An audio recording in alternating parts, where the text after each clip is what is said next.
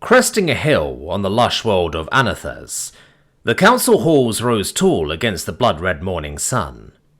In these ancient chambers, the daily ongoing events of the galaxy were discussed. Decorated pillars rose to high ceilings, a place of reason, of decorum, a place where voices were rarely raised. Today was different. An alien stood in the speaker's circle, tall spikes on his back twitching with unease. "The humans are not a threat!" it shouted. The council was in uproar. A short-haired alien, large as a bear, stood and bellowed over the noise. "The humans are too smart to be left alone. We can't let them..."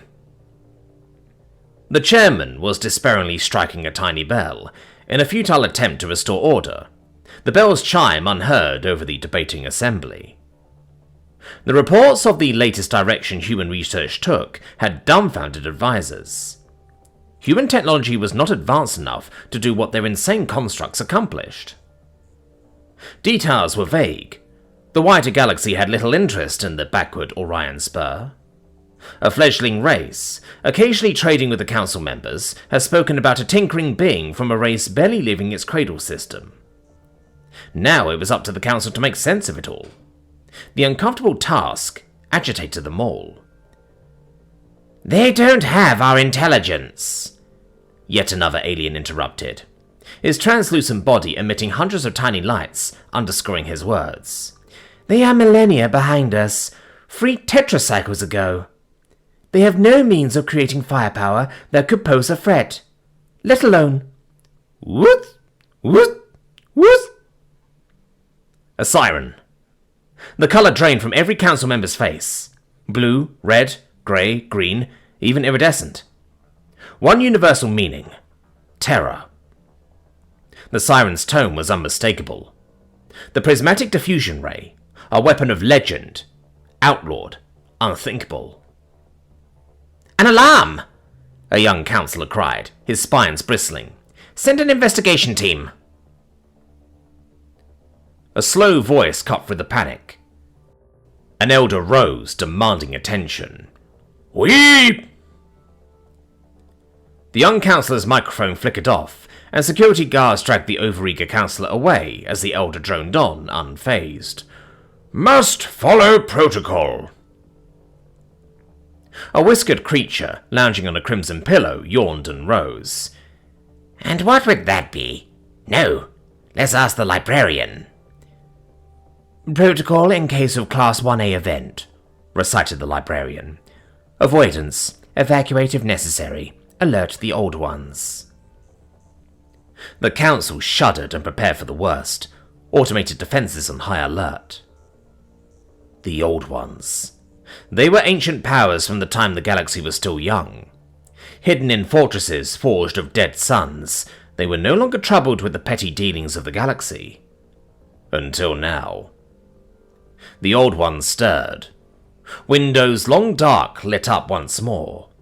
Ships shaped like nothing mortal dared to imagine moved from places no star chart acknowledged. A ship materialized near the council halls. Defenses activated. Cannon fire, lasers, missiles, all faltered. Light slowed to a crawl. Missiles vanished mid-flight. The ship landed, and flowers bloomed around it. 3 cloaked figures emerged.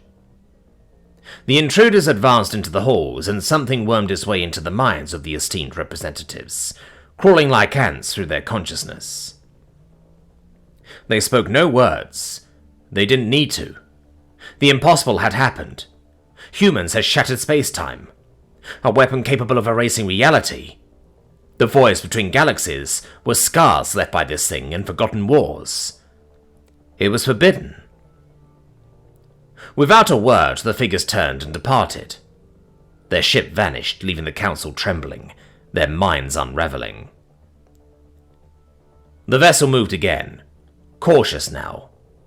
The weapon's might forcing immortal beings to think about an end. They arrived near a small red star, part of a distant binary system, or rather, what was left of it. The larger of the two stars, a swollen blue-white giant, was gone. In its place, only a dissipating gas cloud. Nearby, a blue world shimmered, a fledgling human colony. The reception was different. They feared poison at first, but the humans cheerfully drank the reactive liquids. The old ones adjusted their biology and joined the curious humans, asking questions, their curiosity unbound. Slowly, they worked through the primitive minds of the humans, brains that could be easily enthralled with some lights. Sensory inputs nearly hardwired into reaction. Thoughts filled with drinks, food, and other base desires. They stumbled onto the image of a tall-wielding human with greased hair on end and scorch marks on his clothing. He was called the Tinkerer. They needed to question him with utmost diligence. Duty called. A quick telepathic pulse. Time to move on. Perhaps one more drink. A few drinks later, they left, following the trail to a figure known only as the Tinkerer. The house was a scrapyard. Broken machines, cables hanging loose, spear-shaped robots scuttling between wrecks. A screeching sound came from within. The three hurried. A glass door slid open. Inside, a human was at work, sparks flying. He looked up, lifted his face mask, grinned. "Sorry, didn't hear you. Just tinkering a bit." They hesitated. Finally, one stepped forward. What did you do to that star? And why?" The Tinkerer shrugged and grabbed a bottle. "I just changed time and up in that star. Really messed it up. Turned it into a cloud." He took a swig from a bottle before continuing. "It was blocking the view to my home star."